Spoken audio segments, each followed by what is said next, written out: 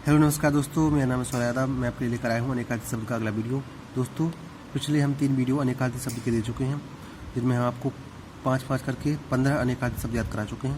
ये चौथा वीडियो है, इसमें भी हम आपके लिए नए 5 अनेकार्थी शब्द लेकर आए हैं। दोस्तों, यदि आप किसी भी कॉम्पिटिशन एग्जाम की तैयारी कर रहे हो जिसमें हिंदी पूछी जाती है, तो ये वीडियो आपके लिए बहुत हेल्पफुल होने वाला है, क्योंकि जिसमें हिंदी पूछी जाती है उसमें अनेकार्थी शब्द तो पूछे जाते हैं। यदि अनेकार्थी शब्द नहीं पूछे जाते हैं तो उसमें साहित्य पूछा जाता है। साहित्य में काव्य वाला पार्ट होता है, उसमें रस छंद अलंकार पूछे जाते हैं। तो यदि आपको अनेकार्थी शब्द ठीक से आते हैं तो आप उनको पहचानने में आपको आसानी होती है, रस छंद अलंकार, खासकर अलंकार को। तो दोस्तों, इस वीडियो में हम नए 5 अनेकार्थी शब्द लेकर आए हैं। तो पहला शब्द है अक्ष। तो अक्ष का अर्थ होता है आँख। अक्ष का अर्थ होता है आँख, कील, धुरी, रथ, चौसर का पासा। ये सभी अक्ष के अनेकार्थी शब्द हैं। तो अक्ष का अर्थ होता है आँख, कील, धुरी, रथ, चौसर का पासा।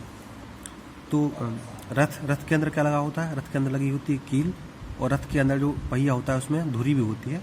तो रथ के अंदर कील और धुरी होती है। तो आप इस प्रकार याद कर सकते हैं कि अक्ष का अर्थ आँख भी होता है और रथ भी होता है। रथ के अंदर कील धुरी लगी होती है, कील और धुरी। तो आँख, रथ, कील, धुरी और चौसर का पासा। दोस्तों, अगला शब्द है घोर। तो घोर का अर्थ होता है घना, बहुत अधिक, बहुत बुरा, भयानक। ये सभी घोर के अनेकार्थी शब्द हैं। तो घोर का अर्थ घना तो होता ही है, आपने सुना होगा घोर अंधकार, यानी घना अंधकार। बहुत अधिक, घोर अंधकार तो मतलब बहुत अधिक अंधकार, ऐसा ही हम बोल सकते हैं। और घोर का अर्थ होता है बहुत बुरा और भयानक। जो बहुत बुरा होता है उसे भी हम घोर बोलते हैं, और भयानक को भी हम घोर बोलते हैं। अगला शब्द है खल। तो खल का अर्थ होता है दुष्ट। जो दुष्ट प्रवृत्ति का लोग होता है उसे हम बोलते हैं खल व्यक्ति है। और दुष्ट प्रवृत्ति का व्यक्ति जो होता है वो चुगलखोर भी होता है। तो दुष्ट, चुगलखोर। और खरल एक बर्तन होता है जिसमें हम औषधियों का चूर्ण बनाते हैं या औषधियों को पीसते हैं। तो खल का अर्थ खरल भी होता है, यानी कि एक बर्तन भी होता है। और तलछट, यानी कि जो द्रव पदार्थ होते हैं उसके नीचे जो सतह पर गंदगी जमी होती है उसे हम तलछट बोलते हैं। और धतूरा को भी हम खल बोलते हैं। तो खल का अर्थ दुष्ट, चुगलखोर, खरल, तलछट, धतूरा। तो दुष्ट व्यक्ति चुगलखोर होता है, और खल का अर्थ खरल भी होता है, तलछट भी होता है और धतूरा भी होता है। अगला शब्द है कनक। तो कनक का अर्थ होता है सोना। सोना यानी स्वर्ण वाला सोना, जिसके आभूषण बनाए जाते हैं। तो कनक का अर्थ सोना भी होता है, धतूरा भी होता है। ये सभी आप लोगों को पता ही होगा। आपने यमक अलंकार का उदाहरण कनक वाला पढ़ा ही होगा, कनक से 100 गुनी मादकता अधिक है। तो कनक का अर्थ सोना भी होता है, यानी स्वर्ण भी होता है, और धतूरा भी होता है। तो गेहूं भी कनक का ही अर्थ होता है। कनक यानी गेहूं भी होता है और खजूर भी होता है।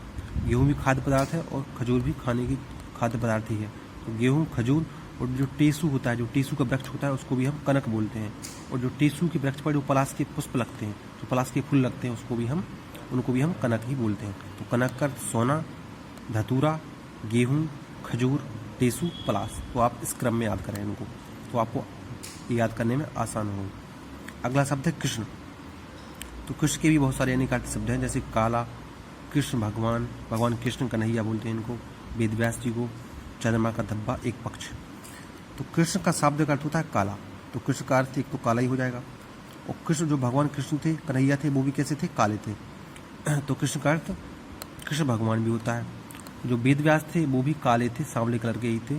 तो वेदव्यास को भी हम कृष्ण बोलते हैं। तो कृष्ण का अर्थ काला तो शाब्दिक होता ही है, कृष्ण का शाब्दिक अर्थ काला तो होता ही है। तो कृष्ण का अर्थ काला, भगवान कृष्ण यानी जो कन्हैया थे, वेदव्यास जी।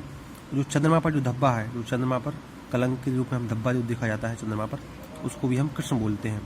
और कृष्ण एक पक्ष भी होता है। हिंदी मास में 2 पक्ष होते हैं, एक तो होता है कृष्ण पक्ष, एक होता है शुक्ल पक्ष। जो कृष्ण पक्ष होता है यानी जो काला पक्ष होता है, जब हमारा चंद्रमा ढलता जाता है और छोटा होकर एक दिन आखिरी दिन गायब हो जाता है, अमावस्या के दिन, तो उस पक्ष को हम कृष्ण पक्ष बोलते हैं।